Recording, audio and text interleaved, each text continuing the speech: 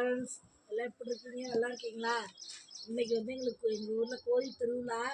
கோயில் திருவிழாக்கெலாம் நாங்களாம் மேக்கப் போடுறதுக்கு நல்லா திங்ஸ்லாம் நிறைய வாங்கிட்டு வந்துருக்கோம். பாருங்கள், இதெல்லாம் காட்டினதுக்கப்புறம் எப்படி இருக்குன்னு பார்த்து எல்லாம் எப்படி இருக்குன்னு பார்த்து சொல்லுங்கள். கமெண்டில் சொல்லுங்கள்.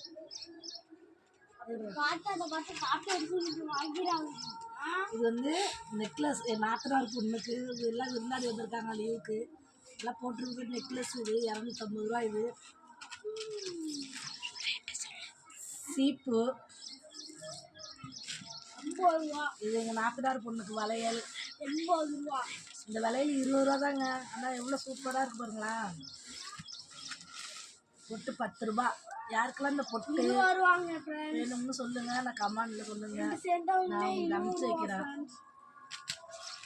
இது எனக்கு இந்த வளையல் என் ட்ரெஸ்ஸுக்கு மேட்சான வளையல் 3 டஜா வாங்கிக்கிட்டேன். எனக்கு மட்டும் கை நிறைய.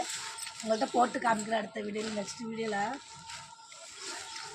இது வந்து எங்கள் நாத்தனார் இந்த கண்ணாடி வளையெல்லாம் போட மாட்டாங்க, இந்த மாதிரி வளையல் தான் போடுவாங்க. அவங்களுக்காக இந்த வளையல். இது 20 ரூபா தான். எங்கள் வீட்டுக்காருக்கு இந்த செண்டு. இது விலை 225 ரூபா. இன்னொரு செட்டு வாங்கிக்கிட்டாரு. இது ஜாஸு. இதுவும் அவருக்கு ரொம்ப பிடிக்கும், அதுவும் ரொம்ப பிடிக்கும். அப்புறம் வந்து என்னன்னா சேஃப்டி பின். இது வந்து நூல் பூ வாங்கினேன்னா நைட்டு கட்டுறதுக்கான பூ வாங்கின நூல். லிப்லாக் அது என்னமோமா. இது வந்து ஐப்ரோ பென்சிலு. இது வந்து பூ குத்துறதுக்கான ஹேப்பி. இது காஜல் கண்ணுக்கு போடுறதுக்கு எனக்கு. இதுதான் பெரிய முக்கியமான பொருள். என்னன்னு கேட்டிங்கன்னா, இதுதான் எங்கள் வீட்டு நான் வேலைக்கு போகிறப்பல இந்த பின்னு தான் குத்திட்டு போவேன். ஆனால் எந்த இடத்துல கழட்டி விற்பேன்னு தெரியாது. ஒரு நாளைக்கு ஒரு பின்னு குத்துவேன். இதெல்லாம் வாங்கினதுக்கு சேர்த்து ஒரு கிஃப்ட்டு கொடுத்தாப்புலங்க. 665 ரூபா வந்துச்சுங்க இதெல்லாம்.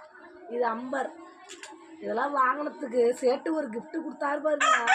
பாருங்க இவ்வளோ அழகாக இருக்குது. நல்லா இருக்கேன்னு வாங்கினேன். குங்கும சிமிலி.